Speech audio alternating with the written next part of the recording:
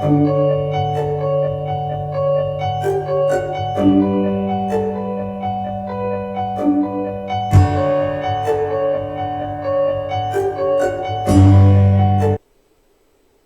everybody, this is day 4 of my testimonies.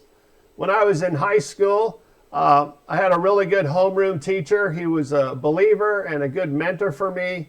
He was a sponsor of the Christian youth ministry at the school, and he encouraged me to come and attend the meetings, and so I started going to the meetings. And in the second year, I became the president of the ministry.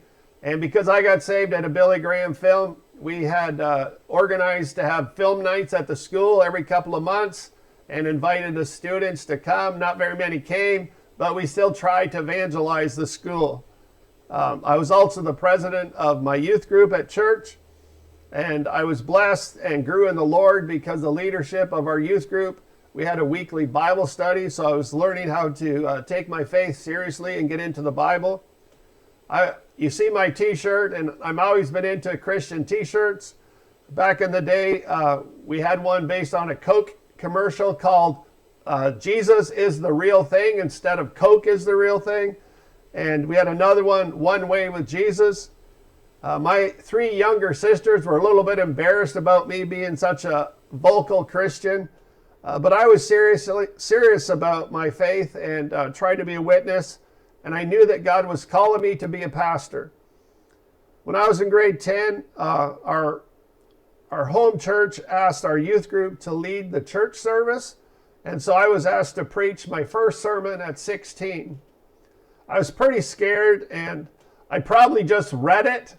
I probably didn't preach it. It was supposed to be about 20 minutes long, but I'm pretty sure it was about 10 minutes because I was so scared I talked too fast. But people encouraged me to keep going for it.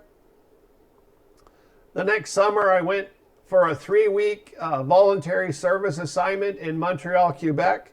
I volunteered in an old school building, and they didn't know what to do with me because I was so young, but they put me in charge of the door. People would ring the doorbell and say they needed food or they wanted to come in for a class, and I would open the door for them. Big excitement, eh?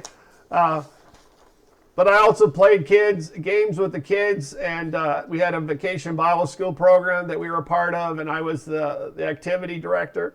Had a lot of fun. It was in Quebec, so I was learning French. Got my first French girlfriend then. When I graduated from high school, I went to Bible college, and that's where I met Sylvia, my wife. We were in small groups in college, and I remember some great Bible studies in college. One of the things we did in Bible college is go to a prison, a maximum security prison. They hooked us up with an inmate. I was to go once a month and talk to this guy who had been a murderer. He killed somebody. I was pretty scared to go in there. They search you. They send you through locked doors. And here I was about 19 years old. And I was like, wow, I'm going to talk to a murderer. But he had already gotten saved. He was a nice guy. And he told me a lot of kind of terrible stories about what went on in the prison. After my second year of Bible school, Sylvia and I got married. And then we graduated from Bible college, and I became a youth pastor in southern Manitoba. I remember before I took that position that someone tried to recruit me to be a principal in a school. And I had to make a choice. Was I going to go into secular work, or was I going to go into full-time ministry? But the Lord moved on my heart, and I knew God was calling me to be a pastor. He tried to convince me to just preach on the side and be a principal. So again, he tested my faith.